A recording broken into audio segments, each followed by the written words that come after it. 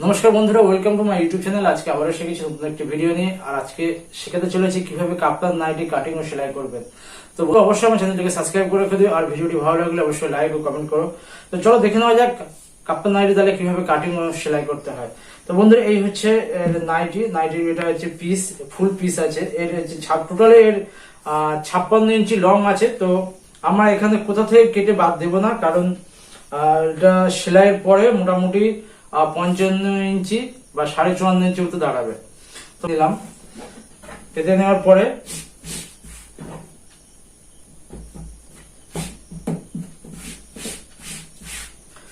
পেতে দাগ মেরে দেবে 14.5 ইঞ্চিতে। আর এখানটায় হবে তোমার কোমর, আর এখানে একটা পটি বসবে ছোট 1 ইঞ্চি মতো করে, আর সেখান থেকে তোমার ফিতে হবে, ফিতে হয়ে কোমরে টাইট ও লুজ করার জন্য। তো প্রথমে আমরা এখানে 14.5 ইঞ্চিতে একটু দাগ মেরে দিলাম। তারপরে এর বগলটা 9.5 ইঞ্চিতে দাগ মেরে দিলাম। দেওয়ার পরে এখানে সোজা করে দাগ দিয়ে নিলাম। এটা সোজা পিঠ, তবু এখানে দাগ দিচ্ছে এই কারণে যাতে তোমাদের বোঝার সুবিধা হয়। তো এখানে দাগ মেরে নিলাম এবং 14.5 ইঞ্চিতে একটি দাগ মেরে নিলাম। তো যেহেতু এটা আমি রেডিমেড সাইজ করছি, তাই রেডিমেড সাইজে আমি এখানে 12 ইঞ্চি রাখবো। তোমরা চাইলে 11 ইঞ্চিও রাখতে পারো, যা সেই মাপ অনুযায়ী করতে পারো। 10 ইঞ্চিও রাখতে পারো, তার কমও রাখতে পারো, কিন্তু আমি এখানে মিডিয়াম সাইজ রেখে দেবো 12 ইঞ্চি। তাই আমি এখানে 12 ইঞ্চি থেকে দাগ মেরে দিলাম।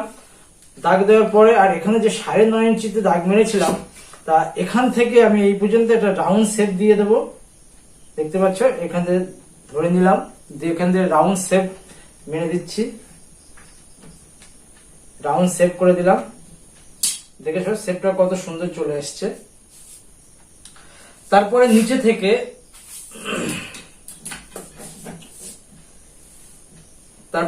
থেকে আমি 9 ইঞ্চি মতো উপরে একটি দাগ মেরে দেব।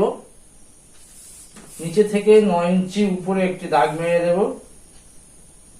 এই যে 9 ইঞ্চিতে এখানে আমি একটা দাগ দিলাম, কারণ এখান থেকে আমার এই পর্যন্ত সেলাই হবে, নিচেটা ফাঁকা থাকবে। তো আমি দেখিয়ে দিচ্ছি। এটাতে প্রথমে এখানে দাগ দিয়ে নিলাম, নিয়ে একটু মুড়ে নিলাম, নিয়ে এটাতে আমি দাগ মেরে তোমাদের দেখাবো কিভাবে দাগ মারবে তোমরা। তো তারপরে স্কেল দিয়ে এভাবে স্কেল নেবে, স্কেল নিয়ে এভাবে সোজা করে এভাবে দাগ মেরে দেবে। তো দেখতে পাচ্ছ এখান থেকে আমার ড্রয়িং করা কমপ্লিট হয়ে গেল। এই যে এখান থেকে সোজা এইভাবে যাবে, আর এখানে যেটা হবে এটা কোমর হবে। তাই সেম ভাবে এভাবে দাগ মেরে নিতে হবে। এই দিক থেকেও তোমাদের এখানে দাগ মেরে নিতে হবে। দাগ মেরে নিয়ে এই যে দেখতে পাচ্ছ আমি এখানে দাগ দিয়ে নিয়েছি। দেওয়ার পরে ঠিক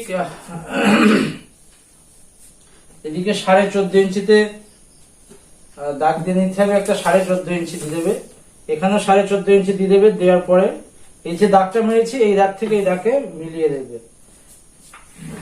দেওয়ার পরে এখানে 9.5 ইঞ্চিতে একটি দাগ দিয়ে নেবে।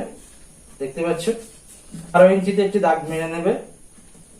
সেম যেমন ভাবে ওখানে দিয়েছিলাম ঠিক সেম ভাবে এখানে তোমরা এখানে ড্রয়িং করে নেবে। দেখতে পাচ্ছ, তারপরে এখান থেকে যেমন করে সেম দিয়েছিলাম ঠিক ওই পর্যন্ত একদম ওই নিচে থেকে 9 ইঞ্চি বাদ রেখে দাগ দিয়ে নেবে। দাগ দিয়ে নেওয়ার পরে এবার ঠিক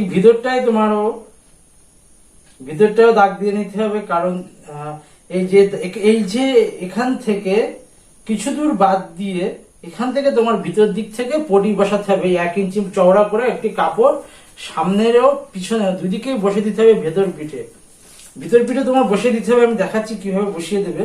তো প্রথমে আমি এটা একটুখানি দাগ দিয়ে নেবো। একটি দাগ দিলাম, একটি দাগ দিলাম। বন্ধুরা, খুব সহজেই তোমাদের আমি দেখিয়ে দিচ্ছি। আর এই ভিডিওটি আমার এক ভাই রিকোয়েস্ট করেছিল যে যাতে আমি কাপ্তান নাইটি ভিডিও একটা করি, কাটিং ও সেলাই যেন অবশ্যই দেখাই। তাই এটা হচ্ছে প্রথমে আমি মিডিল করে নিলাম। এই যেটা এটা মিডিল হবে। তারপরে 9.5 ইঞ্চিতে একটি এখানে দাগ দিয়ে নিলাম, সেম যেমন করেছিলাম। তারপরে এখান থেকে 14.5 ইঞ্চিতে একটু দাগ দিয়ে নিলাম, সেম যেমন ওখানে দেখিয়েছিলাম। ঠিক একটু ভিতর পিঠটা এরকম সামনে তোমাদের দেখিয়েছিলাম, যাতে তোমাদের দেখতেও বুঝতে সুবিধা হয়। এখানেও ঠিক এই 12 রেখে দেব। রেখে দিয়ে স্কেল দিয়ে এখান থেকে রাউন্ড শেপ দিয়ে দেবো। এই যে তারপরে সবচেয়ে সুবিধা হবে তোমাদের এখানে এটা কাঁচির আগা দিয়ে একটুখানি হালকা দাগ করে নেবে, আর আর এখান থেকে ঠিক 14.5 ইঞ্চিতে একটু দাগ দিয়ে নেবে, দিয়ে এখান থেকে সোজা দাগ মেরে দেবে।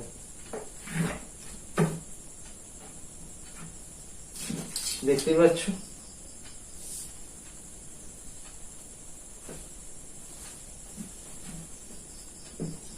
এই যে আমার এখানে কাঁচির টিপ মেরেছিলাম, ওখান থেকে সেম ভাবে এখানে দাগ মেরে নিতে হবে। আর এখানটায় তুমি একটা আউট পটি কেটে যে কোনো কাপড়ের এই ভিতর থেকে ঠিক এই 1 ইঞ্চি দূরত্ব করে এই যে এভাবে ঠিক কাপড় বসিয়ে দেবে, যেন এর ভিতর থেকে ফিতেটা যাবে, গিয়ে ঠিক এই পর্যন্ত দেবে, এই পর্যন্ত, এই যে দাগ আছে এই পর্যন্ত না, এই পর্যন্ত দেবে, এই দিক থেকে এই পর্যন্ত, ওই দিকটা এই পর্যন্ত একইভাবে দিয়ে যাবে। দেওয়ার পরে এখান থেকে একইভাবে এদিকে ওদিকে দিয়ে দেবে। দেওয়ার পরে যে এই যে মিডিলে একটুখানি কেটে নেবে, কেটে নেওয়ার পরে এখান থেকে ফিতেটা গলিয়ে দেবে ভিতরে, তাহলে এখান থেকে টাইট ও লুজ করতে পারবে। তো এই হলো, এবারে দেখে নেবো কিভাবে গলা কাট। তো এখানে আমি 3 ইঞ্চি চওড়া রাখছি গলার, আর পিছনের গলা রাখছি আমি এখানে 4 ইঞ্চি। আর এখানে 3 ইঞ্চিতে একটু দাগ মেরে দিলাম। দেওয়ার পরে আমি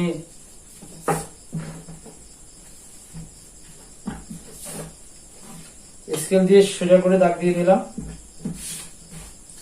এখানেও ঠিক এভাবে দাগ দিয়ে দিলাম। নেওয়ার পরে পিছনের যে গলাটা হবে সেই গলাটা ঠিক স্কেল দিয়ে এরকম করে দাগ দিয়ে নেব। আর সামনের গলার আমি ডিপ রাখবো 7 ইঞ্চি, ঠিক এইভাবে ধরে আমি 7 ইঞ্চি রাখবো ডিপটা।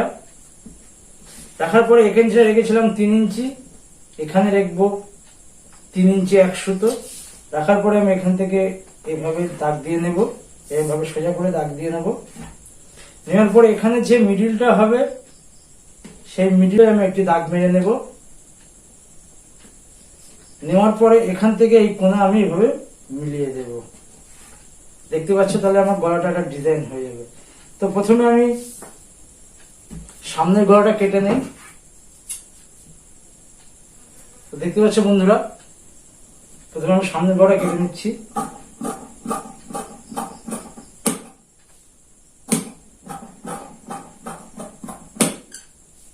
সামনের গলা কাটা হয়ে গেল।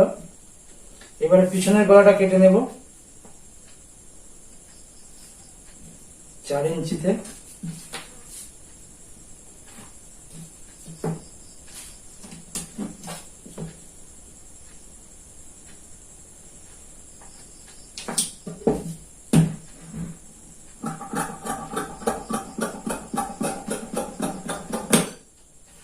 দেখতে পেলে বন্ধুরা, আমাদের কাছে কাটা কমপ্লিট হয়ে গেল। সামনের গলা পিছনের গলা কাটা কমপ্লিট হয়ে গেল।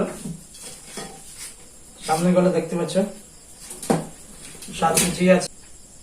এবার দেখে নেব টোটালি গলাটা কেমন হয়েছে।